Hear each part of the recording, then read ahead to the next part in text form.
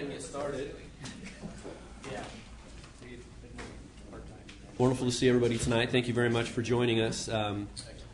This is an event that APA and PEN, Planners Emeritus Network, that Larry's going to talk about a little bit here in a minute, have teamed up together to do. I was very excited for this one because when I first came into the planning profession, I had no idea what I was getting into. And thank goodness there were some experienced planners that were there to help, I guess, talk me off the ledge or to assist me. And it really made all the difference for me. So this event, when they approached APA with it, was something that I thought was had a lot of value to it, and something I was really excited to be a part of. So I'm hoping that you guys are able to feel that same way tonight. I was just quickly going to go through the program layout and what we thought we would do tonight, so everybody knows what the thought process is. We had scheduled everything from 5:30 to 7:30 with the first half an hour or so to just be people being able to mix and talk to each other. That doesn't necessarily mean that we'll go all the way to 7:30, but I can promise you that we won't go over 7:30. That will definitely not happen. So we will get started first. We have a couple questions that we wanted to ask of our four panelists. We have our two seasoned planners here, both of them PEN honorees themselves. So again, Larry will talk about that in a little bit. We have David Fye with Fresno LAFCO, the executive director there. And then we have Dwight Kroll at the City of Clovis, the community and development director. So again, both PEN honorees and people that hold high esteem in this area for planning. We're very, very grateful for them being here tonight and excited to have them. Then we have two of our absolute, what would we call them, rising stars? I always see if I can embarrass Ellen as much as possible, and I think I'm successful fairly often, right? Okay, that's good. No, absolute two younger planners, younger in their professional careers, that I've had the opportunity to work with both of them. And they are incredible people. I love the energy that they bring. I love the excitement that they have for the profession. And I'm very excited to hear their feelings and thoughts that they're going to be able to share with us tonight. So we'll have a couple questions that we have set up for each one of the panelists to really just kind of start it off, a little bit of an intro for them, and hopefully be able to set the mood. That'll likely take about 10 minutes for the seasoned planners. Well, 20 minutes because seasoned planners always talk more, right? That's correct. And then 10 minutes or maybe less for the younger planners. We'll see how we can balance that one and get that one to go. Then from there, in all honesty, what we wanted to do is we wanted to open it up and we wanted to have a very open discussion. So we were hoping that those that were in attendance, both seasoned planners, younger planners, or those that might not even be involved in the planning profession but are curious. I know we have some representatives here from Fresno State, so even some of the things that hopefully could go back to the students and be able to help them either be more prepared as they come into the profession or turn around running, one of the two, whichever is going to work better for them. I would imagine that would likely end up taking about 60 minutes or so, but we'll see how that discussion is going, and we have some additional questions that we can throw in if need be to keep the conversation up and lively. With that, I'd like to turn it over to Larry, who can touch a little bit on who or what PEN is, the background of PEN, and how this all came to be. Sure. Thanks, Rob.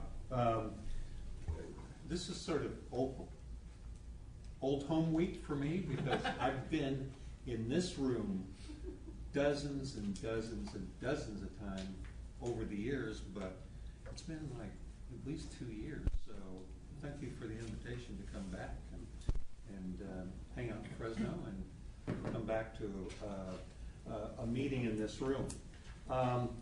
Let me just take a couple minutes to talk about PEN. I doubt that maybe a few of you are familiar with PEN, but let me take, again, just a couple minutes to explain who we are as an organization. PEN is an organization that was created about 20 years ago,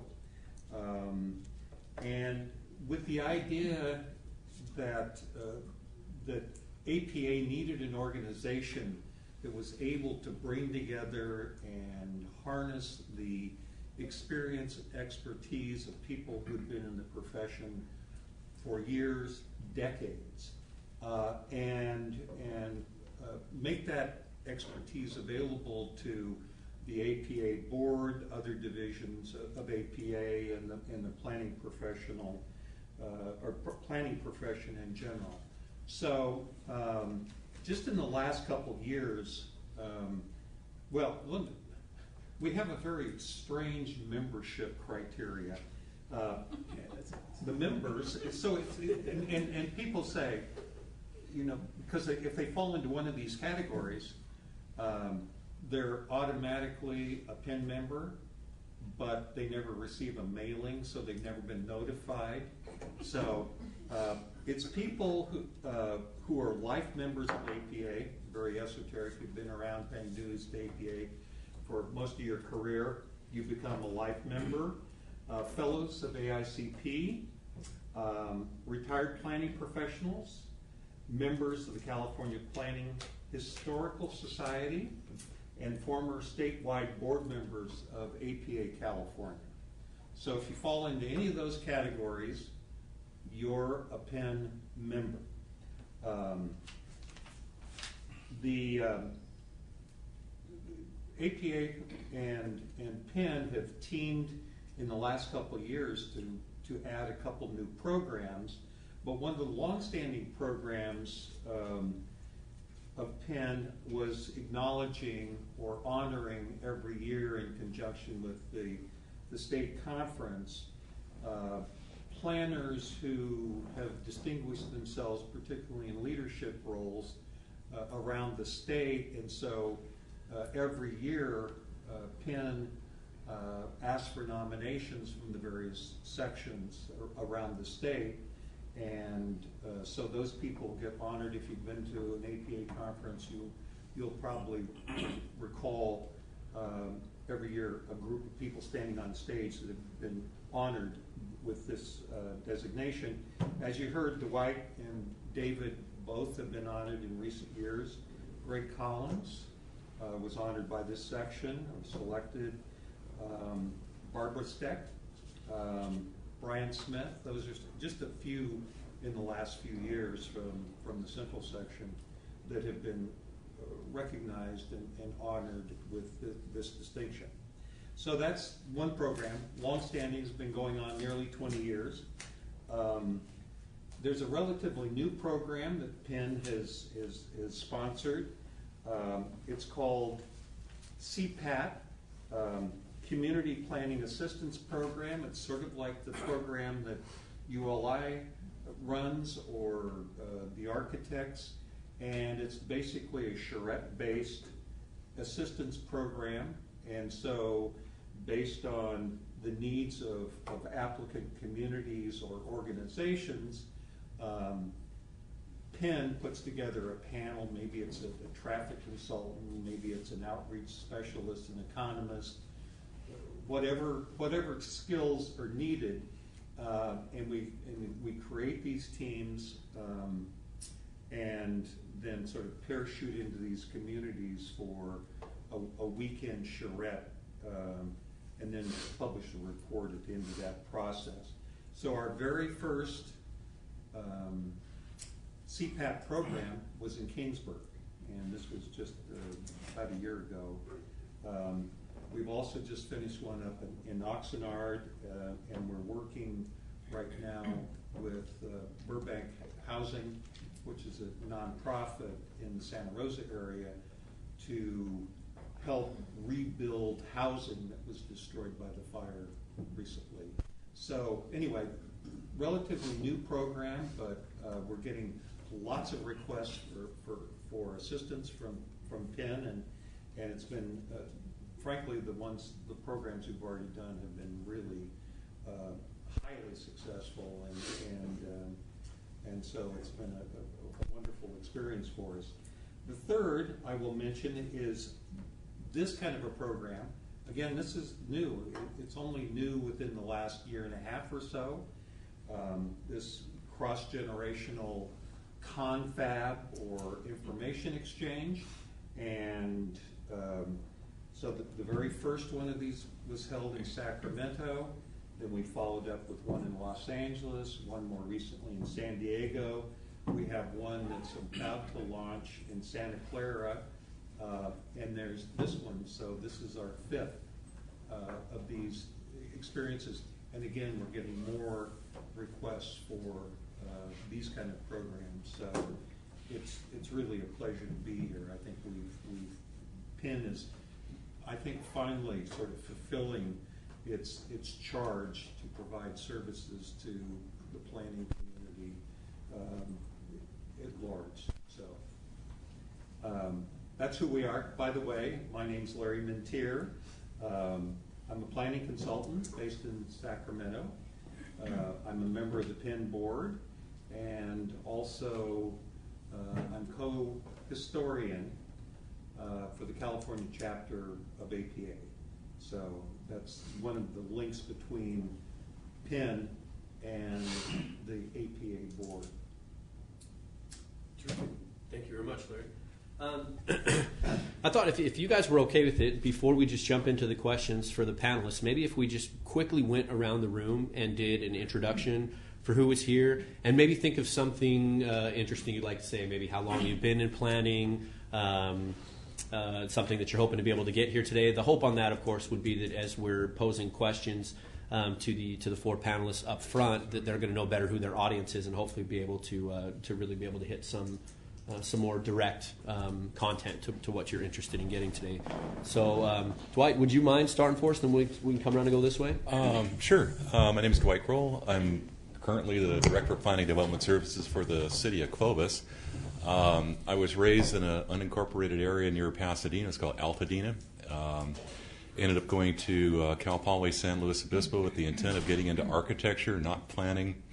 But architecture was impacted. I couldn't get in the program. My grades wouldn't get me in there anyway. But the first couple of years were the same for both programs. So I ended up starting out with city and regional planning. I could get in that program. I loved it. I never changed over to architecture. And one thing led to the other. I was offered a job in Clovis in 1981 as assistant planner, and have been there for 37 years. And they say the difference between a rut and a grave are the dimensions. And so I'm not sure what that means yet, but I've thoroughly enjoyed my career there. Dwight, which Cal Poly? The only Cal Poly. San Luis Obispo. Okay, all right. Well, I'm Dave Fye. I'm the Executive Officer of the Fresno Local Agency Formation Commission. I just celebrated my 5th year there, and which means it's been a little over 5 years since they took in my application and decided not to check my references. So I've been in land use planning since 1986. Before that, I was a seasonal firefighter. My first intent was to fight forest fires. And I got burnt out and decided not to do it. I know it's a bad pun. But my father taught at the university for about 25 years, taught planning, kept encouraging me to take a course. Like, whatever, planning, who cares? And then when I graduated, a 4-year degree, took me about 8 years to get it. And I was looking for work, and Dad said, hey, guess what? I know a temporary job. You go down there and you tell them you know me, and kind of like Dwight's story, decades later, here I am at this august level of administration. So I started as a planning illustrator with Zipatone and various mechanical drafting equipment, which no longer exists in nature. And it's been a good thing. I started out really small, just doing the typical chores around the office, and worked my way just by sheer will and sense of curiosity to enjoy this profession very much. And I found that the more I volunteered, the more work I got. And so the more work I got, the more useful I was. And then the more useful I was, the better I felt about myself. And pretty soon that led to good things with my career. I've been involved with APA early, and I'd say that getting involved in APA was one of the fundamental benefits fundamentally benefited my career path. In as much as when I got tired of things, I always had a connection in APA that I could talk to or find out a network for me. So I know most of you, or many of you, then I know you're involved in APA. So I'm not telling you anything you don't know, but that's my story, and I'm sticking to it. I'll give mine real quick, but only because I'm surprised how similar it is to both of yours. So I also went to Cal Poly, the only Cal Poly, San Luis Obispo, and was also going for architecture, and had someone who was giving me a tour. I went to Cal Poly sight unseen, grew up in Utah. And so when I was getting a campus tour after I'd gone through all the acceptance and everything to transfer over there, the person that was giving the tour was the student head representative for the City and Regional Planning Department. So he was actually trying to encourage a lot of people to get into that program. And the way that he sold it to me was that city planning is architecture on a grand scale. He's a liar. It is not. And I learned that about a week into my internship when I went home and told my wife, this is political science. What have I done? But all that said, it was one of those things where, thank goodness for APA, I was involved as a student member of APA. And so then when I became a professional, even internship, and then into an assistant planning position with the City of Reedley, I had already a network of people that I could turn to, especially when I was scared and wasn't really sure exactly what I may have gotten myself into. Very fortunate to have multiple people who I really count as mentors that all came to me through APA. So that's very interesting. I didn't know that there was that many linkages. Well, hopefully if I end up half as good as either one of these gentlemen here, then something went right. That's for sure. So yes. Anyone not go to Cal Poly? Fresno State. We have another Cal Poly grad right here. Proud graduate of the University of Nevada, Reno. Go Wolfpack. Okay, all right. I'm Ellen Moore. I'm associate planner at the City of Reedley. I have been there for 5 years so far. Before that, I was in the City of Chowchilla for about 9 months, and before that, I was at the Real Cal Poly with a City and Regional Planning degree. I graduated in 2012. I'm going a little bit backwards. Before that, I was raised in Manteca, so I've been a Valley girl for my whole life until I went to Cal Poly. I had to come back.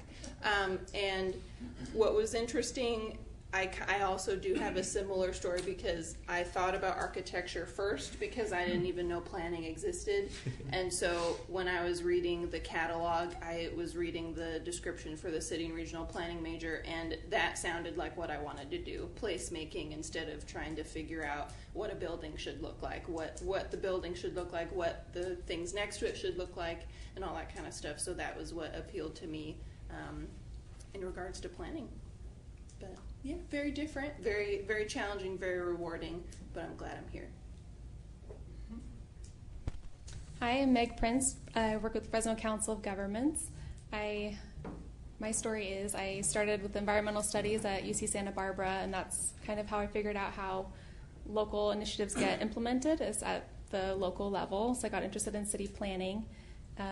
I graduated in 2010, which wasn't the best time to be looking for an entry-level job coming out of the recession. So I ended up getting a job with ICF, a big consulting firm, in their energy efficiency division. And I was there for probably longer than I expected. Energy efficiency is super important, but not very interesting to me anymore. So I really wanted to get into planning. So I went back to school, to the Real Cal Poly, got my master's in city and regional planning, and and I did an internship with the city of Clovis for a little bit. That was really great. Thanks, Dwight. And then I got hired at Fresno COG. Thanks to Rob. So I've been here for almost a year and a half, and that's my story. Happy to be here, and happy you're all here. Well, gosh, this is getting boring. Also started out at the Real Cal Poly in architecture. After struggling 2 years taking all the required calculus and physics and strength of materials, I decided that wasn't for me. Switched over to city and regional planning. I graduated in, over 4 decades ago. I can't believe it. Just recently attended the Cal Poly 50th anniversary of the city and regional planning department. That was great fun. I don't know why you weren't there, but talk later. Anyway, I'm currently working with Provo Pritchard Consulting Group in Visalia as a senior planner. Before that, I worked for another small consulting firm that sadly did not survive the before that, I worked about 23 years for the County of Tulare, where I worked my way up to Assistant Director of the Resource Management Agency over current planning, building, and code enforcement. And before that, one of the other coolest gigs I ever had was working for the newly incorporated city of Atascadero, being part of the first city staff. That was cool to get in on the ground floor and craft everything according to the way the community did things. So that's my background. Donald DeCamilla. My interest in planning was a little different. So I was born and raised on a farm in Reedley, and went to Cal Poly for ag engineering, and then that's how Not I like sitting No. I mean, you're gonna start in architecture? But my roommates were architects. That's right. But, so been with Provo Pritchard for 24 years, and then actually was VP of planning of all things. But how I got interested more so in planning work was in 2004. I was on the Reedley City Council and noticed that the planners, one, did all the fun things, and the planners, two, had all the fun. So, and also, I guess, drove how the city grew, how it was developed, and so that was of interest, and just got to know more aspects of planning, whether it was some of the CEQA and other aspects. My name's Chris Boyle, and if I had noted, I attended the Real University of Nevada. Because everyone knows UNLV isn't really a school. And I don't even know what that is. It's an extended spent party. the last 11 years serving the good citizens of the city of Madera, the last 5 as their planning manager. Been in the southern San Joaquin Valley, in and around the Fresno area for the last 14 years. Started my career with the county of Alpine, which had about 1 citizen per every square mile. So let's just say public hearings weren't well attended. And after all this time, I'm still absolutely find a passion in the science of planning, and happy to be here tonight. I'm Patrick Salz, and I feel like at this point I should be walking out the door because I didn't go to Cal Poly. I didn't study neither architecture nor planning.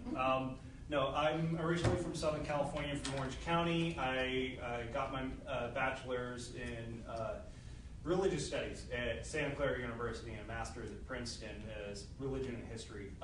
And this is a field that I've basically fallen into through sheer force of family inertia. Started out with development consulting in Southern California with the Riverside County Multi-Species Habitat Conservation Plan, and got further and further sucked into the environmental side. I work for SOAR Environmental, located about 3 blocks away, and we do basically a whole load of high-speed rail stuff, and then locally just wrapped up most of the stuff. We're in political limbo land for the CEQA project for the city of Fresno with Producers Dairy. And I'm taking an AICP test Monday, so I'm freaking out. Everybody keep him in your thoughts and prayers. Really? Yeah, finger on the scale. You'll make it. Well, my name is Ralph Cacciadorian. I'm a planner currently with the city of Fresno. I handle the high-speed rail impacted business assistance program, and been a long-time planner. I think it's been 32 years now. Actually retired, being a director and being a manager, and then got called to come and help the city of Fresno out, which has been okay. I sort of pretty much stumbled into planning in a sense, but I've worked for 7 different cities. I worked for Tulare County for a short period of time helping out. I did most of my planning career in Central Coast and the Bay Area. Not a Cal Poly graduate. I'm a Fresno State graduate. I was not going to do planning. I was going to teach. But then as I stumbled into doing the planning work, then I got to play with Leroy lettering sets and the Zipatones and all those types of things that made it a lot of fun in cartography, and eventually just worked with projects. Next thing you know, here comes the tentative maps, here comes a lot of projects, and then dealing politically and councils and county supervisors and planning commissions, and always a lot of fun. I keep asking myself why I keep doing this. I should just retire and do some traveling or something.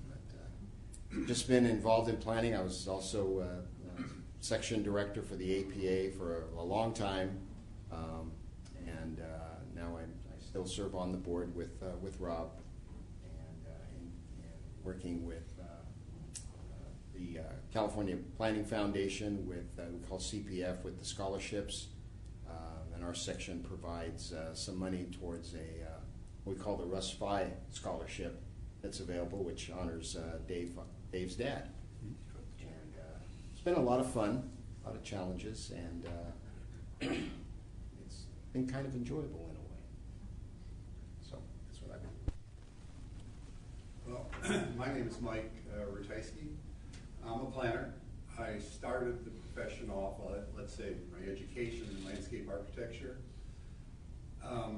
with a planning emphasis. And I like the planning aspect of it much more than landscape architecture, although I could probably tell you the botanical name of a plant if you pointed to it. Still, I started working, my first job was actually in the Baltimore, Washington area. Loved it. Found another job, a better job. You always want to move up. Houston and Austin, Texas area. Went to work for a company there. Eventually, I ended up with another job in San Diego, California. And then from there, I ended up in Fresno. I've been very fortunate in my career because the companies that I've worked for always picked me to do the traveling. I mean, I got to work in Africa, I got to work in the Middle East. I actually worked in London and took the tube to work for a while there. My favorite place to go to work, though, was Hawaii, for obvious reasons. So I spent a little time like there. But the one aspect of the profession, I should say, the aspects of the profession that I enjoy is the fact that it is so varied. I do urban design, placemaking. Somebody mentioned placemaking. That's what I like about the urban design factor. Policy planning, land use planning, site planning. I do a lot of different aspects of the profession. Did I mention what school I went to, by the way? Nevada. Michigan State University in East Lansing. I'm originally from Michigan. I'm probably the only one that far away. Anybody else any further than Michigan State? UMass. Oh, you? The only UMass. No. I've never worked for a public agency in my life. I've always done work for them. I've always worked for private consultants, and that's kind of how I like it. I'm also a CPR's board member. If anybody's familiar with CPRS, California Park and Recreation Society, I attend their conferences every year. I've learned a lot of interesting things from the students, the younger people, which I can share with you at some point during this discussion. I've also been a ULI member, Urban Land Institute member, for at least 10 years now. And what's interesting, they do have an advisory panel as well that I've sat on. Usually each chapter has their own advisory panel. I attend the Sacramento meetings. And other than that, I think that about fills in the summary what my career. Hi, my name is Deanne McNerlin. I'm an environmental planner at Caltrans. My background is at UC Davis. I majored in environmental science. Got into planning kind of not exactly what I anticipated in the beginning. I worked for a county, Yolo County, their transportation district, as just one of their interns, and I kept doing it. And at that point, I was really interested in becoming a transportation planner. more focused on active transportation. So after I graduated, I was actually hoping to become a transportation planner for Caltrans, but I didn't fit the requirement for the experience side, so I applied for environmental planning, and sometimes, actually, I love it. So, and I'm excited to hear all of your guys' experience, and I'm hoping you guys to share some learning lessons of that you guys learned over the many years. So, thank you. Hi, my name is Joseph Draper. I grew up in Fresno. I went to school at UC Davis and studied environmental toxicology. I currently work at the Fresno Metropolitan Flood Control District in their Environmental Resources Department. I don't really do planning, but I find it very interesting. I saw the email that this was happening and thought it'd be a good learning experience, and so I'm here. My name is Michelle Cavarese. Do I need to put this on? I'll talk pretty loud. My name is Michelle Cavarese, and I'm a professor and chair of the Department of Geography and City and Regional Planning at Fresno State. I did not go to Cal Poly. However, I did date an architect about 25 years ago. So the connection is still there. Didn't work out. Didn't work out for them either. I'm from Philadelphia, so a little far. I went to Villanova University, where I got a degree in geography, and then I went to Westchester University, also in Pennsylvania, with a degree in geography and planning. My father just recently retired after a 50-year career as a developer, so I grew up with that perspective. So I was taking planning classes as a graduate student, arguing with my father, the developer, and he's basically saying, "Oh, what the hell do you know? You're a 23-year-old. Wait till you get out to the real world." But I was content with doing whatever he wasn't, to kind of see that kind of thing. So it's interesting because I have perspectives from both sides. I would see him coming home from a 3-hour council meeting and just throwing all his stuff down and just getting all frustrated because he couldn't build something because of a lizard or something like that. So I remember all of those conversations when I was younger. Then I went to Texas A&M for my doctorate degree, which actually focused on medical geography. So I have a bit of a eclectic background as far as geography is concerned. I came to California in 2000, so this is my 18th year in the department at Fresno State. And we just launched a Bachelor's of Science degree in City and Regional Planning this academic year that we are very proud of. It took a long time to get that off the ground. We had one years ago when the department was triple in size, and it just faded as people retired and they weren't replaced. So after listening to the community and a lot of bureaucratic paperwork, we finally got the BS approved this academic year. And we're very excited about networking with all of you to see what you want from our students. And we're trying to create a very robust, dynamic program that includes those real-world experiences. So we have a lot of internship opportunities. I'd like to talk to many of you about the possibility of placing some of our students in your organizations. We have case study classes, practicum classes, classes of transportation planning, environmental planning. I think it's a need that has been long unmet. So we're both here tonight to just network and get your input so you can send students our way and we can grow and build this program to produce planners that are interested in actually staying in the valley and growing the valley rather than having to go somewhere else for a degree or having to go somewhere else for a job. So that's why I'm here. What's that? Cal Poly. Yeah, we're going to show them. Who do they think they are? They just I'm Micheline Golden. I did not attend Cal Poly. I am not a planner. I'm the Director of Development for the College of Social Sciences, which is where Michelle's program lives. And I am tasked with engaging the community and supporting Michelle in what she's talking about as far as networking, finding internships, finding scholarships, and finding ways to continue to support and grow the program along the way. Did you date an architect at any time? No, but my youngest daughter studied architecture at Cuesta for 1 year. And what's that? Is she doing something else other than That's what I was going to say. Yes, Yeah. she's now a literature major in Okay, right. Okay. So, just long as no one's doing architecture now current. yeah, that's it. And I think somebody said something about strength and materials class. That was the break point, as I recall. I recall those words and some tears. I'm Eric Vonberg. I work for Rincon Consultants. I had good enough grades to make it into the UC system. Ooh, fancy you. Barely. But I think they needed students, they needed to fulfill their amount from the Valley to go to other UCs.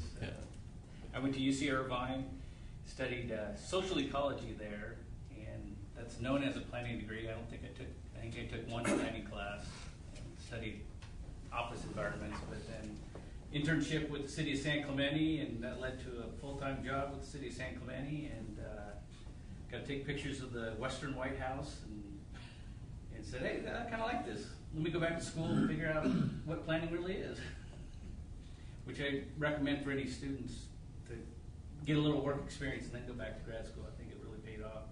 So then I went to UMass Amherst and got my degree, master's in regional planning there, and studied under a landscape architect.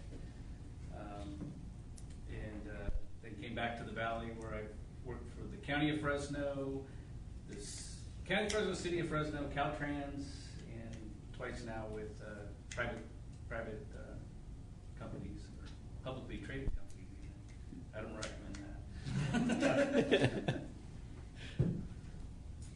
I'm Nicole Hook, and I work for Odell Planning and Research. And I think besides my coworker here, the only job in my field in Eastern Madera County, which is very nice to be able to practice planning in my hometown. And I think they're gearing up for another run at incorporation, and if that is ever successful, then I'll be ready to be a planner for the city of Oakhurst. I came to planning through geography, and I got my degree from Fresno State in 2014.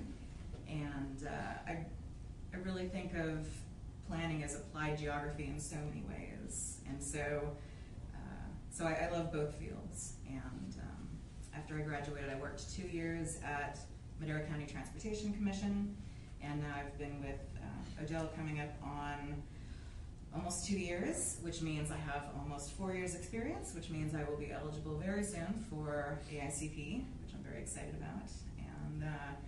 And I'm very interested in a graduate degree in planning, if such a thing were to ever be available in the Valley.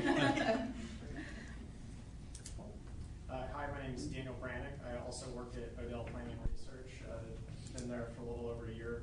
Born and raised in Fresno. I went to Central High. I went to Fresno State for undergrad through Smith Camp. I took a very non-traditional educational path getting into planning. I was a business major, econ minor at State. I had a stint following undergrad where I substitute taught and spent a couple of weeks driving across country, and then ended up going to law school at UC Hastings College of Law. I'm technically a lawyer now, but that came after getting into planning. Eric Vonberg was my first boss at the County of Fresno. Make sure you gave me credit. Yeah. See what happens if I don't. I believe he takes a little too much inspiration from Tanya Harding. Since you can tell how old half the room is when they caught that joke, right? But I mean, despite that, from the get-go, I am a huge cheerleader for all things Fresno, and I'm generally glad to be in the Valley and working here. The downside is when you get a little too emotionally invested in projects and stuff, but I like being a planner and doing that here. Literally, I think everything I did leading up to it was just trying to be involved in literally how a place is planned and built. So, I've been, I think, kind of fortunate going to law school, I know some of one experience in planning that I've had is like, wow, this is a whole lot like going to law school because you just like worry about how to not get sued all the time. So, it's been good in that regard. And yeah, I've coming up on a year in Odell. It's pretty nice. Working on some cool projects at the moment, and yeah, happy to be here and hear about everybody. And I wish I had a Cal Poly story. That I give it time. Tell it in open public. Yeah. So, right. Yeah. Well, thank you, everybody. Thank you. I think it's amazing how much similarities there are, and yet at the same time, there's a very wide range of differences too. So hopefully there's going to be something that we'll all be able to take from each other here tonight. And with that, I'm going to hand it over to Larry. He's got some questions that he was going to pose out to the panelists. Well, we're going to pitch the two experienced planners. We haven't really come up with, we don't call them vintage planners. We don't call them senior planners because no. This is an inside joke. It's a G-rated presentation. Yeah. But we've asked them to think about their responses to two questions just to get the discussion going. So, two questions. Who or what experience was most important in shaping your career? Something more than Cal Poly is an answer. And what have been the most significant changes in the practice of planning over the course of your career? So, go first. Age before beauty. Oh, great. Okay, thank you, Dave. Probably the most significant person that drove me toward this career was my dad. And just a very brief history. I grew up in a predominantly black neighborhood just outside of Pasadena. And during kind of the tumultuous period of the late 60s and early 70s. And so we had busing going on. We had some of the Watts riots and things going on at that time. And I would get bused with all my homies over all the white schools. And it was just kind of an odd situation in terms of this, this sort of social dynamics and whatnot. To make a long story short, I ended up in trouble with the law. And in high school, getting arrested. I'm not going to say what I got arrested for. But my dad, who was a graphic designer, picked me up, I think, at the LA County juvenile facility. And I was expecting, okay, he's going to take me home, and then I'm going to, have to deal with mom when I get there. But we didn't go home. He stopped at a little community, a little downtown, in a town called Montrose, and I think that may be an unincorporated town, but it has a little downtown to it. And that would have been in about 1976 or 5 or 4, maybe 1974 or something like that. And he parked the car. It was about 10 o'clock at night. He says, "We're going to walk around this downtown," and it was vacant. There was obviously the storefronts were occupied. They were doing streetscape work. They were doing storefront work, and he kind of made the point of going, there's so many positive things that you can do with your life, rather than being antisocial. And this is what this little community is doing. They came together. They're doing something positively, and they're creating a sense of place in this little town. It's kind of a little no-name town in Pasadena. He goes, that's the kind of thing that you could be doing. And we walked around town for about an hour. I don't think there was anybody else on the street, and it was like, wow, my dad's pretty darn cool. I didn't realize this. And he gave me a life lesson of saying, now it's time to grow up, and it's time to do something positive, not only for yourself, but for society. And these are the kind of changes that can make positive society. Look at what these people are doing. And that's really what nudged me toward design, and I think that's what really captured my imagination when I got into the City Regional Planning Program, going, oh, this is what can happen if you apply yourself and work with a community and do something positive. And that was him. Okay. There are two parts to that question. There was question 1 and question 2. You want to hit question 2, or you want me to? Why don't you hit question 1? Give you a chance to breathe. My glasses on. Well, it's interesting tonight how many connections are emerging from all of our stories, and I say that because my father too was also an influence. It was Clyde's dad who got me into planning. I was driving the getaway car. But, I'm a second generation planner in Fresno. My father, when he got out of the Army, went into Berkeley, got a master's degree in city regional planning, and one of his first jobs was working for the then brand new and shiny Fresno-Clovis Area Planning Commission, which was City of Fresno, City of Clovis, and Fresno County, working together in the mid-50s to say, we got to do something. Something's coming, and we need data. And his first job was as a land use planner, which meant he collected data. Apparently, there was no data collected on land use. He had to go out and actually collect it in the metro area.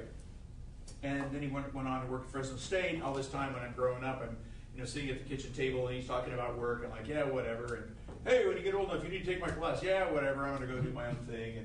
And I did my own thing. As I said, I was in forestry for 7 summers, and I was getting an education towards that. And he kept on my case.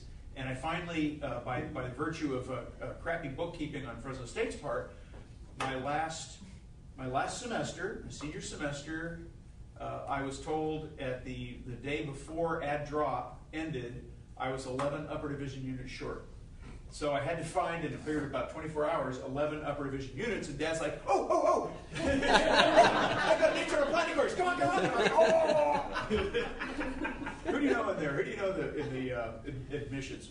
But anyway, so I took that course, and that was essentially an entree. I felt like I had to work twice as hard to get half as good of a grade because he says, hey, that's my son, it's in the front row, very first day of school.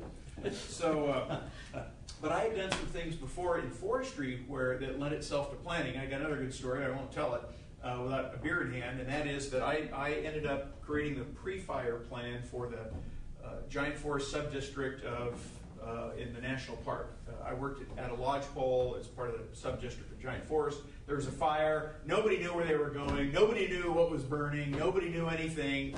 And I said, doesn't anybody have a plan? And the boss said, you're writing it. So between that 2 or 3 unit course and that pre-fire plan, that was my entree into planning. And the second, I can't really say that I have one significant influence. The second one is the corporate culture of the city of Fresno. And when I started there, the developers were the bad guys. And I sort of thought, well, okay, hey, go to hell. Just standing at the counter, he's handing me a $1,000 check or $10,000 check. No! And I learned the hard way that there's a way of institutions to create this mythology that sort of reinforces these bad and misconceptions. And I sort of fell right into that. And then years later, I was working for the utilities department, and I was standing on the other side of the counter talking to planners that I just worked with, and they're like, "You're on the wrong side of the counter now, Dave." And that was really kind of eye-opening. And I thought, wow, this is sort of like the moment of prejudice when you find out you've had these deep-seated misconceptions about stuff, and so at that point, it really kind of opened my eyes to the ecology of planning.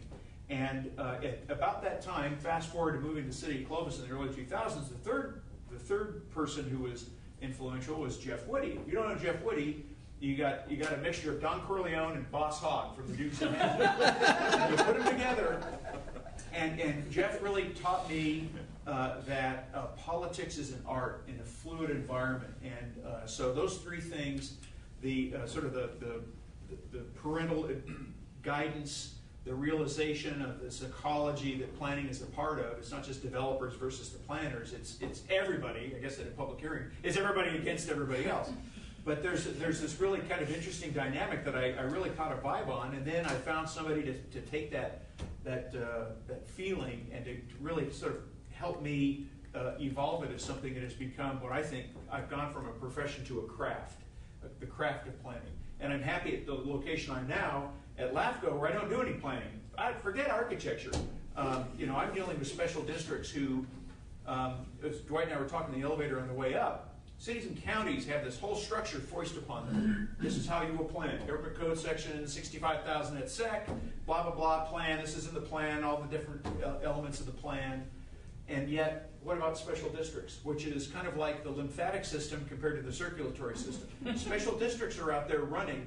They're pumping water, sewer, police, fire, resource management, anything you can, that you drive through dozens of special districts between here and your house. And I don't care where you live. Flood control district is one.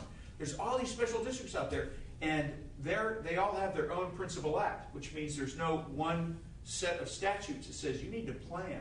They plan because it's, on the capital side, it's a wise thing to do. Most of them do. Flood control's all right. But what has really opened my eyes to planning is the opportunity for those consultants in the room, the opportunity to help special districts plan. And that's, I think it's kind of fun to be at this point in my career that I'm basically given this blank slate to do something positive with. Okay. So quickly on the second question. I'll kind of delve into the second question here. And but let me just read it again. It's what have been the most significant changes in practice of planning in the course of your career?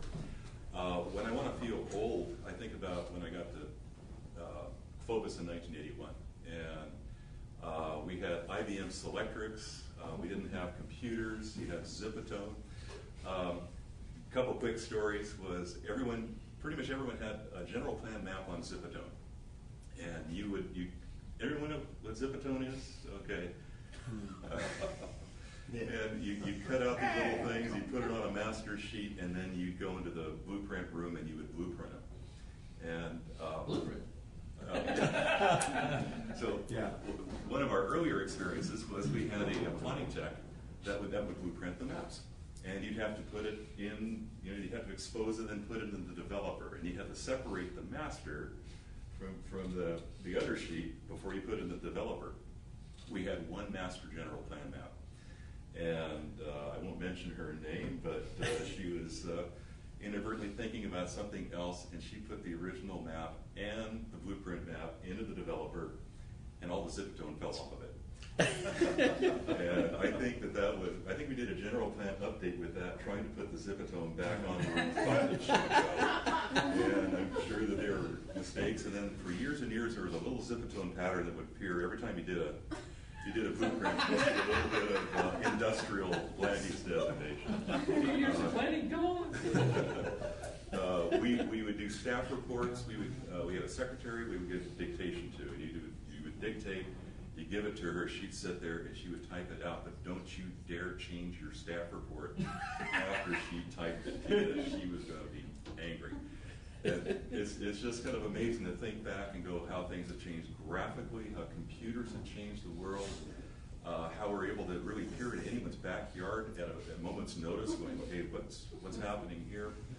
I think that there's good and bad things about it. Certainly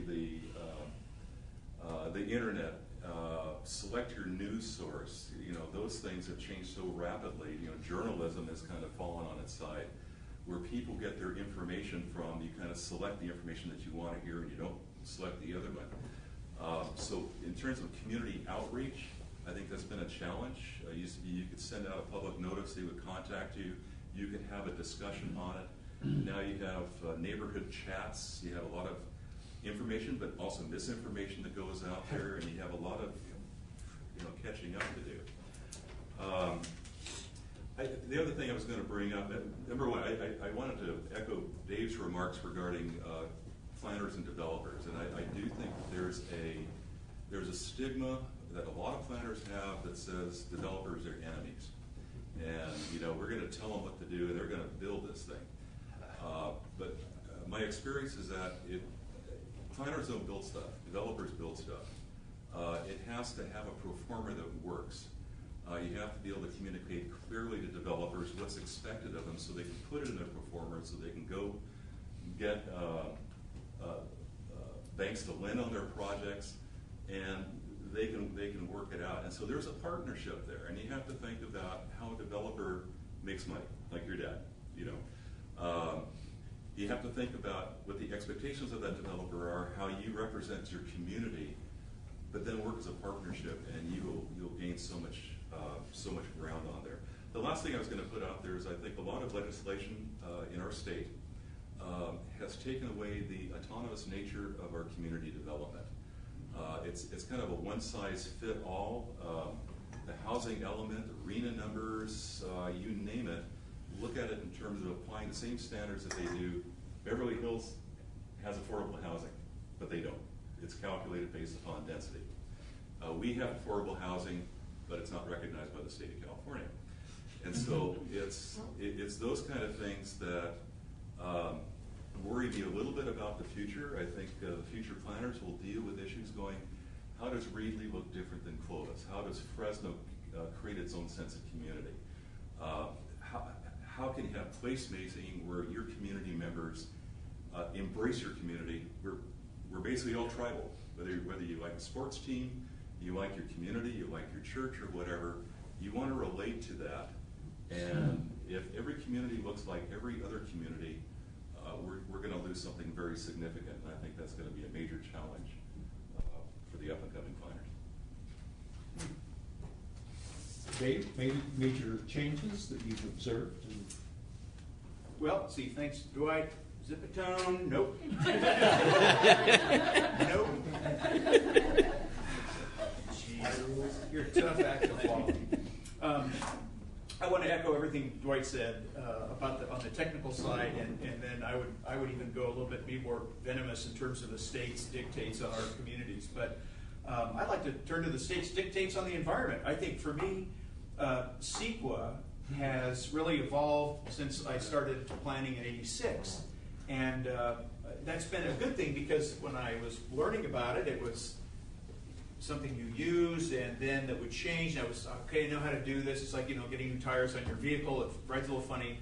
But the mitigation monitoring checklist, which I think was the AB 3030 in 1990, maybe, I'm looking at the old folks here.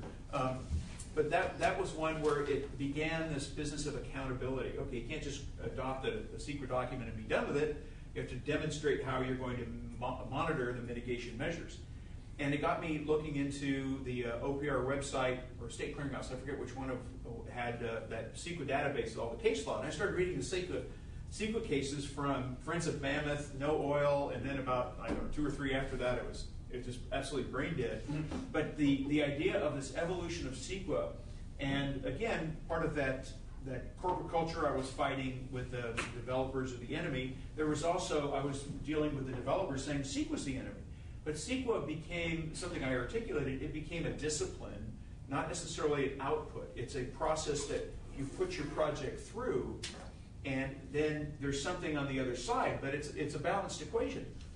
And so I think I benefited in terms of CEQA's change over time, and got to the point where when I was working with the city of Clovis, I started Fresno in '86, planning for about 7 years, then 5 years in public utilities, then went over, did some time with some private companies. One of them was publicly traded. I had agreed I never worked for one of those again.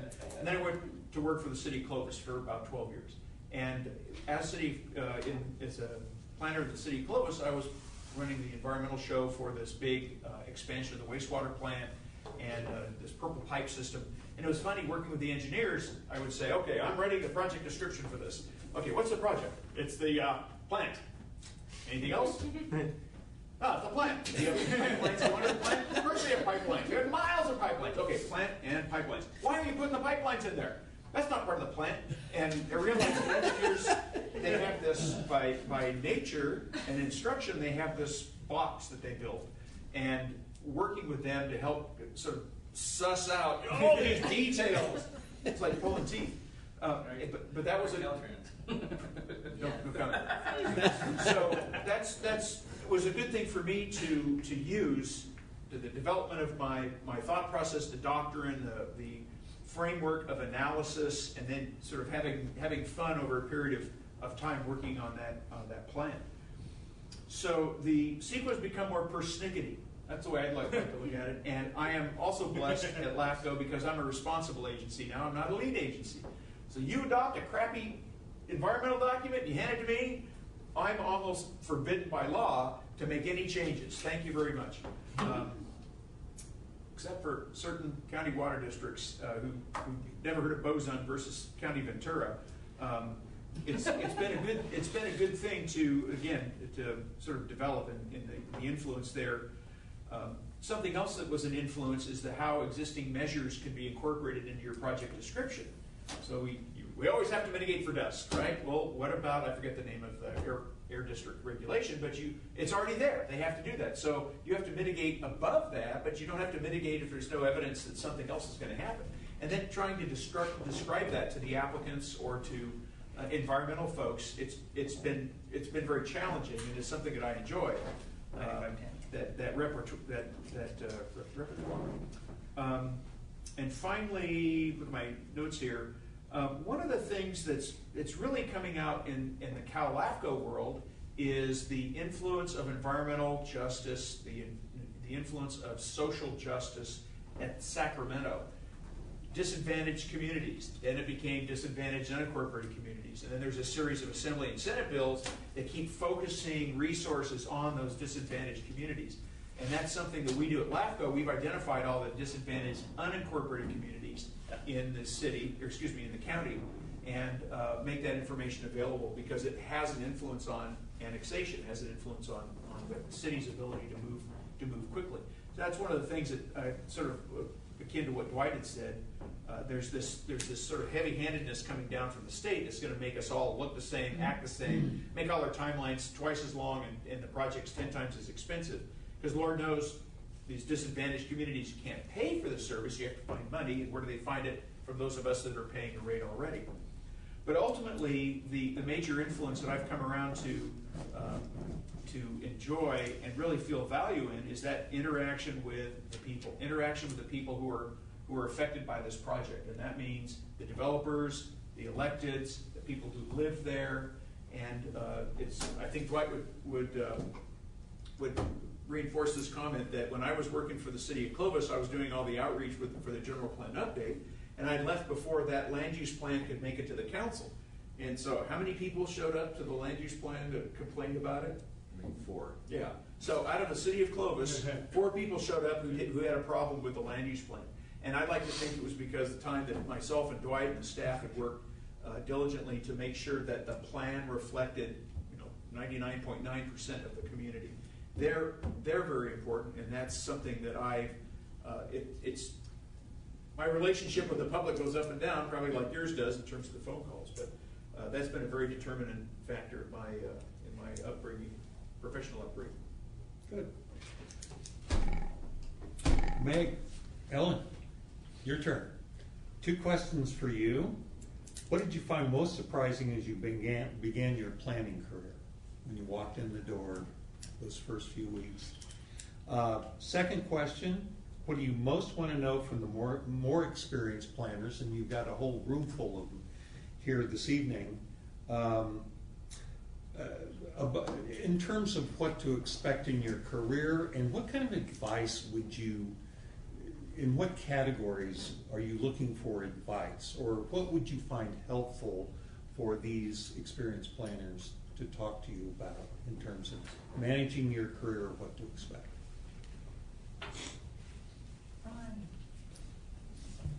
I'll go first.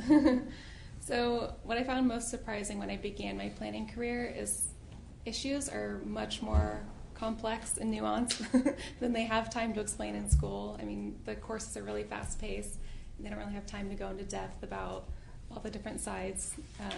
There's just so many stakeholders and red tape. But I think that I found we did a ton of public outreach for the RTP a regional transportation plan that we're adopting this year. And I like to think that we did a good job with the stakeholder engagement. My coming out of that is that I think it's really important to collaborate to get projects right in order to get everyone on board to avoid extra roadblocks. And also another example is that I found, or a different side of the same coin, is when collaborating works really, really well to the Transformative Climate Communities program in Fresno. I was able to participate in the stakeholder group. I don't know if anyone else did that. But it was really, really cool to see the community come together. It was a huge group, kind of contentious in the beginning, really fast paced, but it ended up being a really interesting process to watch. And at the end, when we had a vote on a group of projects to send to the state, a couple community members brought in a new group of projects that they had come up with like the night before. They stayed up all night, and then we voted on it, and the 150 people on the committee that were voting, it was a unanimous vote, well, except for one person, but so it was just another surprising thing for me was just how gratifying it is that when we do involve people and get projects right, how neat that is. Yeah, I definitely agree with the surprising part of how broad planning actually is, because in school you're taught things in a vacuum, and when you're out in the real world, that vacuum is gone and you're in a black hole of just a lot of different things. And as a planner, you have that interesting position, at least from my perspective at the city. It's a small city, so you have to know a lot. You have to know the codes, because you may have one person to talk to about it, or a few people to talk to about it. So you have to know a lot, and because you're the gate to developers and people at the counter, you need to know enough about everything, about infrastructure, about not just the zoning of things, how things are going to work, if there's going to be potential police issues, fire issues. So you have to have all of that in the back of your head, in addition to what's this zoned, what are the setbacks. So that's something that was surprising, but also it's a good thing, because things shouldn't be looked at in a vacuum. You do have to look at every aspect of it. So that was what was surprising to me. And also, just on a personal note, I never look at cities the same way because of my background. Just looking at, you study case studies and examples of good things and bad things, and so when I go somewhere, I'm not really looking at the touristy stuff. I'm looking at streetlights or benches, or I'm reading public notices. I'm looking for the bulletin board, that kind of stuff. So I didn't think I would get that into it and be that passionate about it, but I am. What would you like to know from the more experienced planners? And again, you have a whole room full of people who've spent not just years, decades in the field. I'm curious if there's any one big issue, or maybe a couple big issues that you think the region faces in the next 20 to 30 years. And based on that, if there's, for any young planners, if there's any particular areas that they would be in a good place to get more experience, whether it's like housing or transportation or sustainability.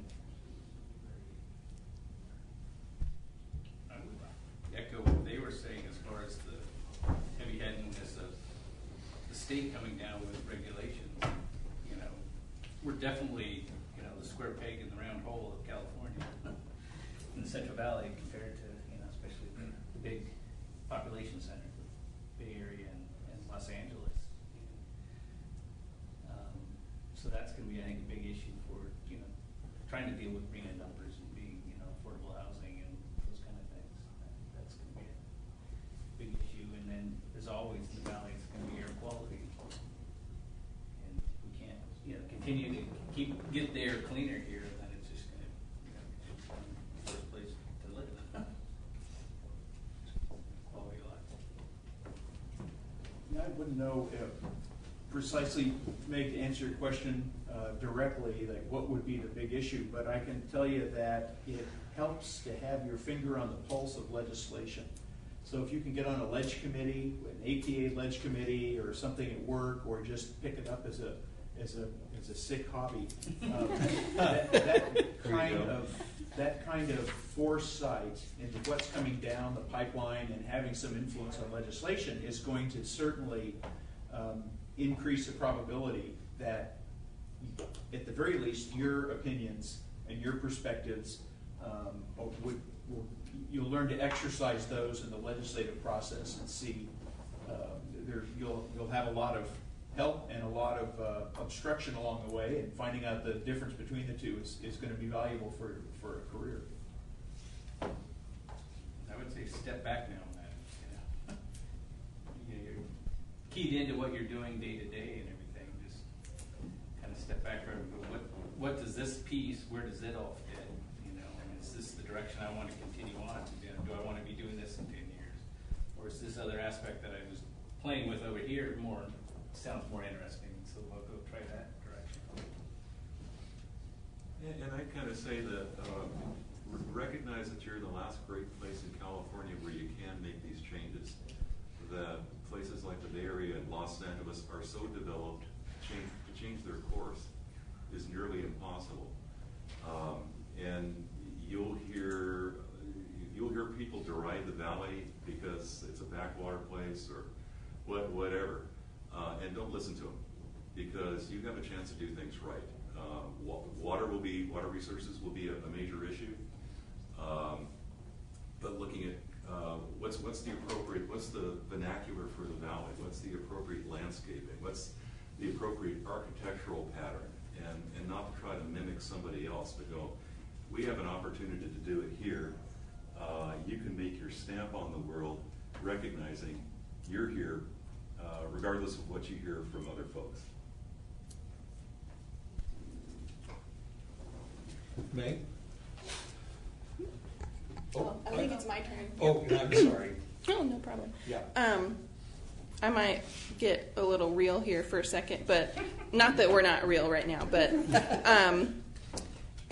is there any advice for kind of bridging the generational gap for anybody? Like if you're working with young planners, or if you're the only young planner, how can you kind of bridge that? What skills can everybody bring to the table that can kind of help make things better, more efficient, better? How can we be a better workforce coming into to our careers? Yeah.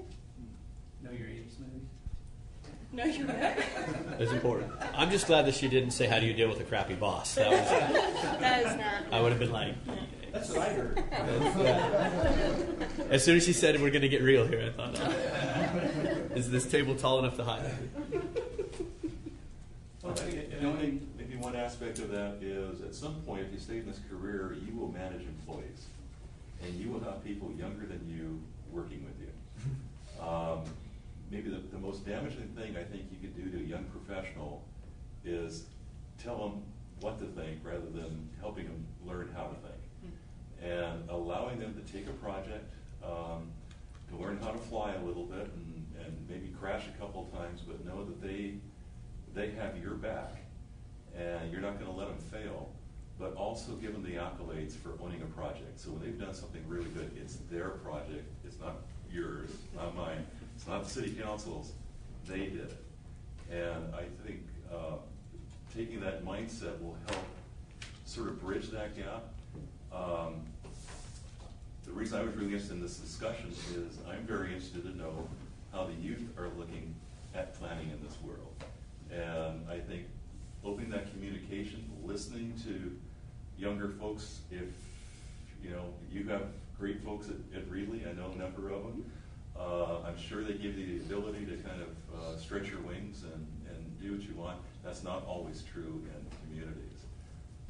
And I guess the other thing I'd put out there is, particularly in municipal government or any sort of government planning position, you get paid the same whether you do a bad job or a good job. And so nurturing people, saying, hey, there's more to this job than just a paycheck, and having them enjoy seeing people walk through their design. Something that was on a plan that they worked on, and now it's built, and they get to sit there and watch people enjoy that place. That's the kind of stuff that I think will bring new planners along, and or maybe bridge the gap, and reminding us older folks that you have great ideas, and we need to listen to you. Listen to their stories. I enjoy it very much, yeah. I've hired 3 millennials, and it's been a lot of fun to some degree, and to another degree, all the cultural references that I would have with Dwight are useless with these folks. And so I've learned to a certain extent, maybe that whole generational thing is really oversold. My war stories from my planning career could have been really examples of my mistakes, personal mistakes. So I can't say, this is what we did, this is what you ought to do when it happens, because I forgot to send out the notice. I would be right honest with you. I forgot the notice. But I think the bottom line for me, and it's what I advise my own employees, is own your own career. Own it. And that your young people in the room. Your career is your stock and trade, and it's like a craftsman and his tools. So what you learn, record it, have a running resume, and basically keep track of what you do, because at some point you'll turn back, and if you've been keeping it up over a period of months or years, you go, damn, I've done a lot. And then there's this job opening, and it's got all the things that I do. So not necessarily you have to jump from place to place, but it also gives you the ability to when it's time to go in and negotiate with the boss, to know what you've got and know what your market value is. Scott's going to hate me for this, I'm sorry. But update your resume, own your career, and have a plan B.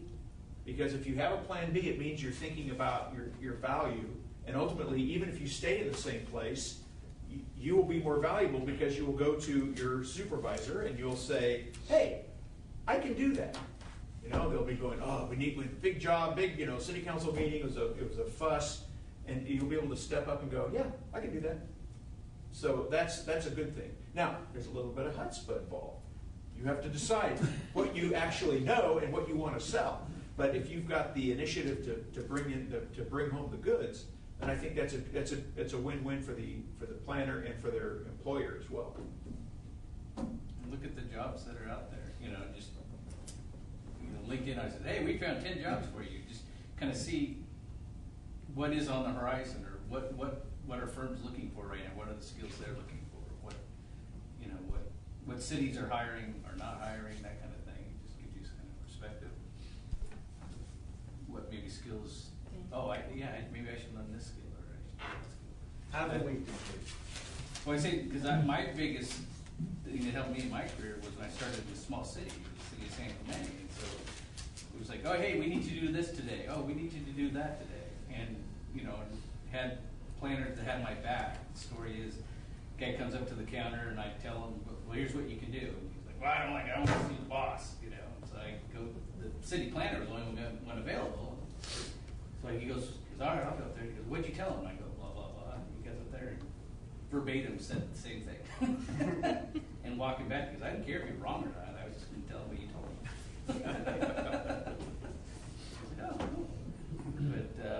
But then the bad part is, then you were in a good environment, then you go to a bad environment, thinking every environment's going to be good, right? That's why you need a plan B. So you have plan B. There you go. There you go. Other advice from? Well, here's what I've been seeing or witnessing lately. Well, first of all, if you like the Central Valley, this is probably a good time to make sure you stay here. What I've heard from, I just attended a conference in Long Beach, and I got to talk to a lot of millennials there. And what they're saying is, something, we can't live here anymore. It's just too expensive. We can't live anywhere along the coast. We're moving. We're moving to Arizona. We're moving to Nevada. We're moving to Oregon. We can't live in California. But many of them don't realize that the Central Valley is still fairly affordable, although, if you want to buy a new home in Fresno, Clovis, you're going to have to dish out about $350,000. And many millennials can't do that yet. And I know a lot of millennials are looking for, that urban scene. They want to live in an urban environment, but you don't really have that in Fresno. You don't have that. But things are going to change. I think high-speed rail is going to be bringing a lot more density. We have sustainable community strategies, AB 32. So you're looking at this, both the necessity to and the legislation that will require that kind of change in through here. And as I said, high-speed rail. Our firm has been involved with the Cross-Belly Rail Project. I don't know if anybody's familiar with that. It's, well, of course, Meg. It brings, it's going to connect the cities of Porterville, Farmersville, Lindsay, Exeter, Visalia, Hanford, the Lemoore, the Naval Air Station, all the way out to Huron. It's going to bring all those cities closer together, and each of those cities will find a need now to sort of developed a higher density. They're going to have to be more urbanized. Their center cores are going to have to be more urbanized around those new rail stations when they come in. So my point is, it seems as if there's going to be a lot of excitement in the valley because of that, and this is a good time to stay and be a part of all that change that's taking place, and then try to buy a home now before prices go up even more, unless you want to wait for the next recession, but let's hope not. Yeah, that's a good point. I think I'm one of maybe 2 or 3 people from my graduating class in planning that went to the Valley. Everybody else went to the Bay Area or LA, and private firms too. I'm one of the few that's in the public sector. But yeah, and I was able to get a job a few months out of college because I went to the Valley and looked for opportunities. And I'm learning a lot, and I have a great boss that I'm working for. I should have rephrased the question to the positive things. What are the positive things that you've seen from millennials you work for or people you know, and the millennials can say the same as well about the more experienced planners too. I think one of the interesting things I think I'm at a point in my career where I'm just removed from being a young planner. But I still feel far, far away from being one that I would consider to be experienced or knowledgeable, right? So I guess I'm a tweener. One of the things that I can feel slowly changing for me is more of an understanding that every single issue is never black and white. It doesn't matter how small the issue might appear to be on its face. It's always deeper, and it's always multifaceted in some way. As a result of that, because I've learned that professionally and feel like I'm still learning that professionally, that's even spilled over into a lot of things with my personal life, which has been an interesting dynamic. The way that I parent, the way that I am a friend, everything. That's been an interesting dynamic there. Another thing that is changed greatly for me, I'm right at the tail end. I think technically, if you were to look at it calendar-wise, that I'm actually one of the earlier millennials. But growing up in Utah, which is 15 years behind sociologically on just about everything, I was like firmly a Gen Xer. And so you grew up around believing that that's what you were, and then the new generation came in.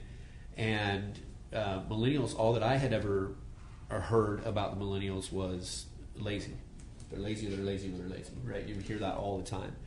And as I had the opportunity to start working with more millennials and getting to know them on a personal and a professional basis, and understanding that nothing is black and white, as that has become more and more and more, I've been able to strip away those biases that I think were just kind of put out there. And I've learned that it's not laziness, it's a difference of opinion.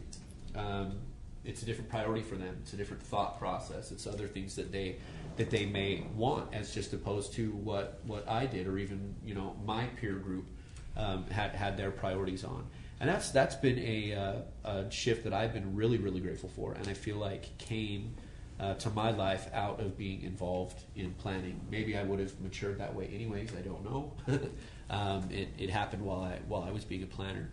But to me, that's been one of the great things that I feel that I've taken out of planning, and something that I hope that I can continue to incorporate in both my professional and my personal life, is just a bigger understanding of people and more appreciation for everybody and their differences and similarities. And of course, if you went to Cal Poly, then. I think one thing the younger folks, and my kids are millennials too, is that even as you go through your own life, you start you remember, gosh, I used to be the youngest person. Now I'm not. Yeah. But the realization of what is the purpose of why I'm on this earth. What is it that drives you? What is your passion? Not what your goals are. I want to be the head of this department. Not your goals, well, what is your true purpose of being on this earth? And then if you apply that to your passions in planning, then you'll have a fantastic career. Work will not be work, and you'll make a difference. And by the end of your time in your career, you'll say, gosh, I did a lot of good things for society. And I think that's what millennials are fantastic at feeling and seeing today that a lot of us never saw or were pushed towards. We were pushed towards the technical professions. We were pushed towards have a good career versus find something you are passionate about and do it. So. Yeah, more career goal focused, and I think a lot of the younger crowd is more experience focused. And when I say experience, I mean what their personal experiences and their personal goals and drives are going to be. That's something that I've definitely noticed, which is helping me understand that I'm aging. So how many planners here in a social situation get the answer? So you're an engineer? Yeah, very true. I think there was some excellent feedback there. One of the items, Dave, please correct me if I understood it wrong or if I'm going to repeat it wrong, but you talked about a professional journal, like keeping notes of the things that you've done, the experiences that you've been involved in, and the not only the things that you have experienced so you can put them on their resume, but almost so you can go back and remind yourself, oh, that's right, I was engaged in that, I was involved in that. I wish I had started that. That's something I'm definitely going to take from tonight moving forward. Looking back just on the few years that I've been fortunate enough to be in planning, there's a lot of things that I wish I could go back and maybe read about again, especially in that moment when those feelings were either so raw or so real that the writing probably would have been something that would have been very impactful to look back on. So I thought that was a great thing. I'm definitely going to incorporate that. When I perform evaluations, and I was taught by an expert in the Park Service about how to do an evaluation as a development plan, and it takes months for my evaluations, and because I ask my employees, tell me what you've done for me for the past year. Sell yourself, because I'm not going to give you a raise just because you've been here. You can find a job to get that kind of handout. I want you to earn it. Now I'm going to give them a raise anyway, right? Because they're all good people and they work hard. But I want them to assess and really quantify and find a connection between the monetary gain and the work they do. And so they come back and there's this long list, and some of it's like I can't work every day on time. Well, okay, forget that. But the other part is I did this, and I'll go, yeah, that's right. I forgot all about that. That was huge. So that's why I say it's not necessarily creating that resume so you're out the door with the next job offer, but it's create that resume, the journal, however you want to put it, so you can keep track of the value your experience brings you on a regular basis. That's a great point. Yeah. Hey, there was something else you said that really caught my attention, and it's part of what I've learned and I try to impart to new employees and employees that are leaving to take another job, because I always do these exit interviews. And I'm never upset when someone leaves to take another job. I don't feel betrayed. Because I have this notion, as you were suggesting, of people owning their careers. And you ought to think about yourselves as like an incorporated consulting business. So it's Ellen Incorporated or Meg Incorporated, and you're selling your services to your current employee or employer. So it's not as though you've sold yourself to them. You're selling your labor, you're selling your expertise, and of course over time you expand your experience and you become much more valuable. But for any point in time, you're just a temporary employee. I don't care whether you're there for 20 years or 30 years, you're still temporary. Your employer does not own your soul. And so you still have the option of walking out the door, because after all, you're your own incorporated business, and you can go sell that someplace else. So again, I just wanted to echo how important that concept is to own your own career. It's not up to other people or your employer to make your life for you. You have to make it yourself. And let me build on that. Since you built on mine, I'm going to build on yours. And that's how the UPC works. That is planning. That's right. So there comes a time too when you're working on the journal or the resume or whatever you want to call it, where you might say, I got really nothing to put in here. And that is a moment of decision, as well as look at all what I've done. And that's, again, it's part of managing the career. It's part of going to the boss and saying, I got to do something more. I've been working on dumpster trash enclosure site plans for years, and I need more. And they're like, well, that's what you're going to get. Well, that's what you need to guide that career, is to know if you're not making it where you are, take those skills that you've identified and market them.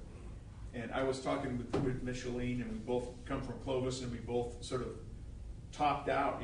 It's a great place to work. I loved working there, but there comes a point where there's just so many billets to fill. And that's when she and I were talking, and she says, I worked there long enough, and it was good, but I just needed more. And I said, hey, I was there myself. And I was able to do that because I had been keeping track of, I knew what value there was. Of course, I had to wait for the right job to open up, but it's a good thing. And I work with a lot of people who are so frustrated and mad and angry, and they seem to be nurturing that anger.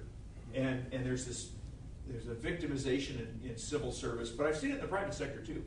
But there's a victimization where, the boss is out to get me, and I was the only one who knew what and nobody asked me, and it's like, God, what are you doing there? It's just you're sort of churning the dark side, Star Wars type analogy, which I hear a lot of at work.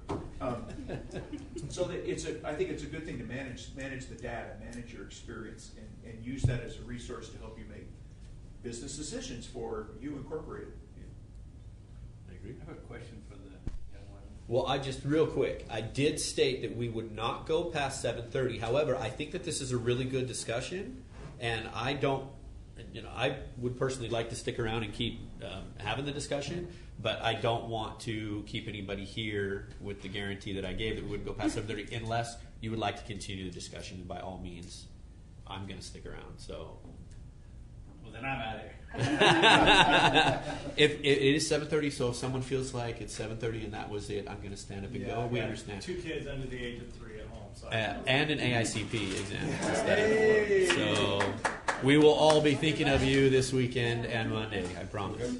It's like a college final for a class I never took. That's right. Yeah. It's that bad dream you wake up from. Yeah. Oh, it's Saturday. I guess I got to go to the exam. So, my question. So, is there one thing or something you can think of that you would like to have changed in planning or wish was different in the world of planning?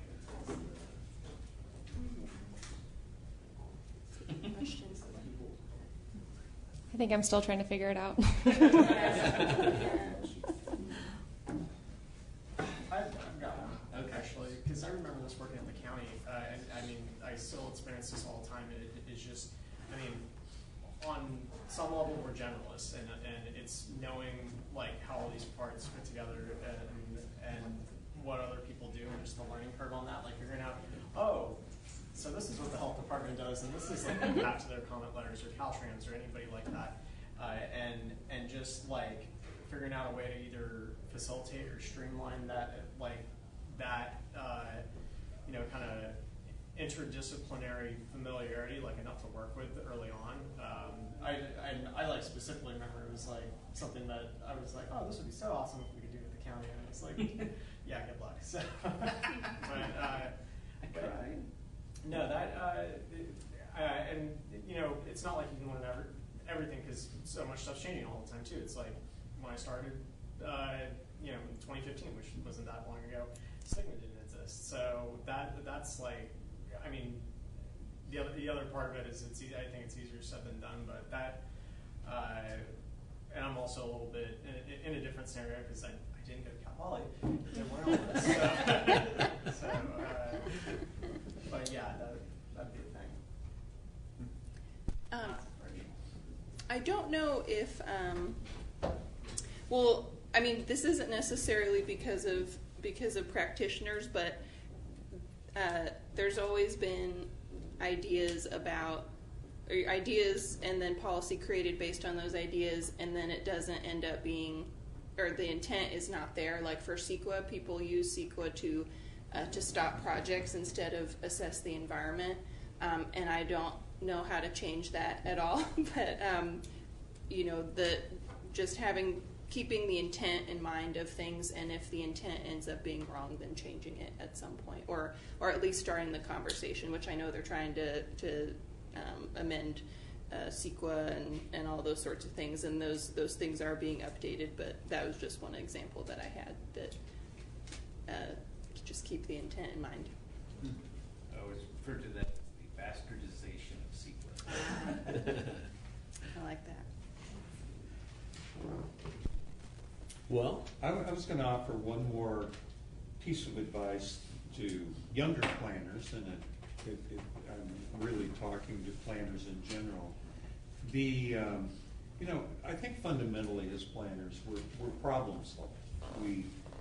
There are challenges that are thrown in our direction, and it's ours to understand the problem and then figure out a solution. The critical skill in understanding the problem before you come up with the solution is critical thinking. And I had an employee some years ago who couldn't do that. It's like he was completely incapable of critical thinking. Things were just tended to be rote. And so I got deeply into the critical thinking literature, trying to explain what it is. And if you ever want to look it up, just Google critical thinking, and you'll get a whole bunch of hits. And it's really, really very valuable. But over time, I mean, he went on to another job. Some years later, I talked to him, and he said, "I'm still working on the critical thinking thing." He said, "Thank you for that, because I'm a better critical thinker than I was when I worked for you." But again, I'm not going to go into the details of critical thinking. Google it, and you'll find that there are 10 factors that make up the critical thinking skill. And when it comes to training young planners, they ought to have a whole course in every planning program on critical thinking. Yes. Sorry, everyone. This is really specific to my personal goals, but so as I said in my introduction, I am interested. Like one of my long-term goals is to possibly work for like the city of Oakhurst. But it seems like within urban planning, the emphasis is really on large city planning. And so I was wondering if anyone was aware of any resources out there, journals, blogs, podcasts, anything that emphasis more on small town planning, specifically mountain planning. Because, I mean, like San Joaquin and Corswold probably have about the same population, but they have completely different challenges. The demographics and the terrain and the wildfire risk and everything's going to be so unique to small town mountain planning. So short of like going to work for Sonora or like Nevada City or a place like that first, what other resources are out there?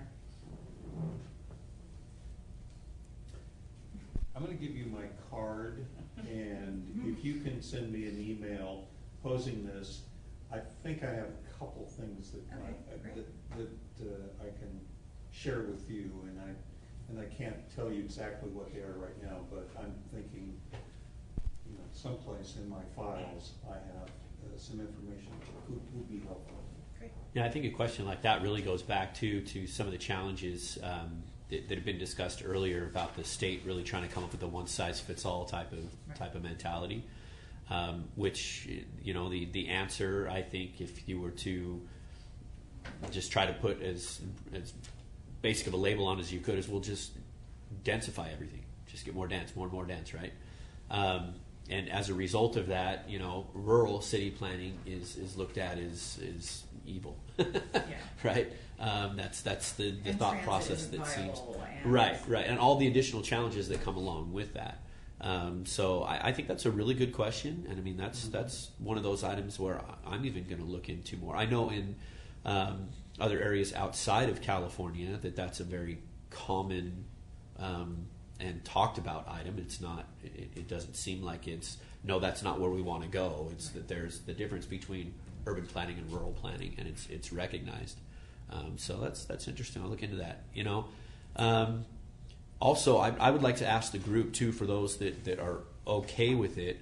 I think after we go away tonight, there's still going to be a lot of questions, of course, that we're always going to have, and it's always great to have somebody to reach out to and to bounce a question off of and ideas off of. I think that Eric probably looks at me as somebody that's constantly not paying him as a consultant, because I feel like I'm asking him questions all the time without a paycheck coming. So someday I'll make up for that, I promise.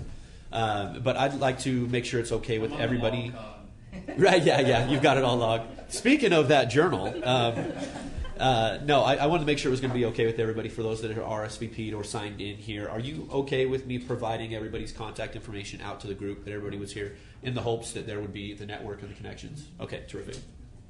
I would say, getting back to your question, I think one of the critical things for the small communities is understanding the economics of those communities. And, because you guys were referring to, the developer's only going to do what the pro forma is going to allow them to do. So what will work in this community? Like, I was working on the Layton community plan years ago. Like, we want to have a grocery store here. We want a gas station. Well, I can put it on a map. Doesn't mean it's going to happen. Yeah. Kind of thing. So there's a lot of small city planning in the valley, but it's all based on an agricultural economy, which is, again, totally different from Oakhurst, which is tourism from Yosemite. So. Years You call ago, this Mayor there Huron. maybe something not too far long ago, but there were two things. There was the landscape of choice. I don't even know if you could find it or if it's even in the document. And then there was the Awani principles that a lot of cities around kind of adopted. It took bits and pieces of it, but it was about building neighborhoods, whether it's up in the mountains or whether it's down the valley. I think those two, if you looked at those, that What was the first one again? Landscape of choice. Yeah, in fact, I have both of those documents. Those played heavily when Don was involved with the city really into the really specific plan. And our blueprint integration, right? Correct, yep. And it all went in, moved into the blueprint, which then did talk about the rural cities, right? And while a lot of people saw the urbanized focus of that, but I think that those are two great documents. I have those. I'd be happy to pass them along to you. Thank you. We got our blueprint integration project where we dealt with the 59 Yep. cities under 50,000 Yep. throughout the valley, and then with each of those communities, went what planning effort do you want us to do for you? And so then we developed plans. We took a lot of them were like bicycle master plans, so that then they could then go get Caltrans grants for putting in bike trails. A lot of stepping stones. I think that's should be available on the Fresno Cog website. It is. If not, Meg will find it for us. I have it on DVD or CD. I think one of the very important, really consider and look at as a young planner and working in the communities, especially the smaller cities, whether it's Oakhurst if it becomes incorporated, or any of the smaller towns in and around the other 14 cities here in the Fresno County, is that they all have their own set of political dynamics. They all have their direction I think they want to go, and they all, I think, compare themselves to other communities. And in most cases, none of them want to be the 800-pound gorilla like Fresno. They see what's good and what's bad, and they don't want that.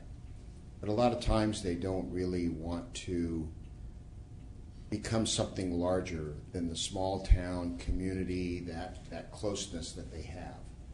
And the politics with that really play into it. A lot of them would like to have their planners be local, be from their community, to come back and support their community. And sometimes when you're an outsider, it's a very difficult thing. You're not one of us. You're not part of this group. But it's really important to really look at that as new planners. So that's what new planners should look at. But when they get the opportunity for experience and they can move on, at least they understand the political dynamics that go on and find the challenges that relate to that. I think it's really important to watch out and understand that that is going to happen. I've seen it. I've seen it in how many cities I've worked for. And working in the Bay Area for 14 years, a very different set of political dynamics there. I mean, that was one where developers did not control. If the developer wanted to build it, you had to build it according to this standard in this city. And if you didn't do that there, that's okay. Somebody else is going to come right behind you and want to build it. But I think it was that whole support focus, much like maybe in Reedley or in Madera. You basically are having, or even in Clovis, you're having this, I'm going to say, political and business support of the work that you're doing, and they're pleased, and you're helping that community, and you're getting that support. I think it's I've seen it, and it's really good to really, if you're part of that, and you can blend in with that, it's really going to take you a long ways. But you watch out for it, because it'll tell you whether you want to stay there, you want to go, you want to do something else. But it's a real important portion, a part of what I found in the Valley and how each of these cities actually operate.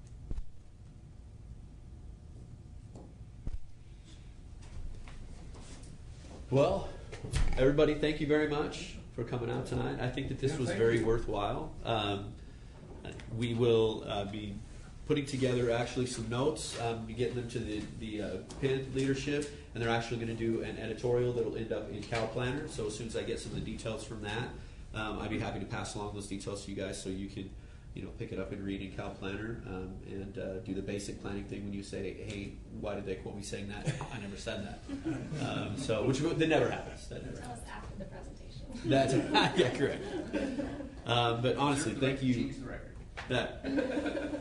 Thank you, everybody, for your time, and we will keep in touch. I'll send out the list to everybody, and I think I can speak for everybody in saying that if you have additional questions, the planning profession really is a big community, and we want to be able to support each other at all levels of the profession, whether you're brand new or you're almost on your way out the door into retirement. We're always looking to take care of each other and to assist each other any way we can. So thank you very much. Let me put in one last plug for Young Planners activities. In the Sacramento Valley section, we created the Young Planners group, and that's been going now for better part of 10 years.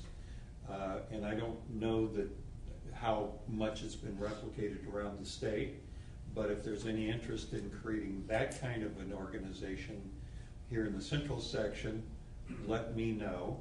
And in Sacramento, we also have a very, very active mentoring program, pairing seasoned planners and young planners. And again, I think it's been going the better part of 10 years. Anyway, it's like everybody in the Sacramento area has either been a mentor or a mentee. And it's a very strong program, so if there's any interest in that program, I can connect you with the right people in the Sacramento section. Can I get grandfathered into the Young Planners now? 35. Once you hit 35, you're out. See the movie Logan's Run. Sorry, Rob. And I think the other opportunity with a planning program that's now developing at Fresno State, yes, this kind of dialogue and making ourselves accessible to those students can do a number of things. Yeah, and totally agree. This is what there's theory, there's education, but then there's the field work and offering the opportunity to say, hey, experience what it's like to work in a planning department, or how can we network and find you jobs here so you're not leaving, getting educated here and leaving. So when we have another similar group in the next few years, it's going to be everybody, Fresno State. It won't be Cal Poly. Cal Poly was the closest city and regional planning program, right? I mean, so that's where you went, right? If you're interested in that from this area, the hope would be that in a few years that it's going to be a lot of these people from the Valley that have taken on the academics right here in the Valley, and that they're staying here in the Valley. I'll always be, a lover of Cal Poly, but I want to hear people say that Fresno State thing. I think that'll be a great thing. Like I said, the other piece of advice is the planning network, especially in the Valley, is pretty small, so be careful burning any bridges. Good point. Good advice. Yes, absolutely. Thank you, everybody. Thank you. You can say that to your boss.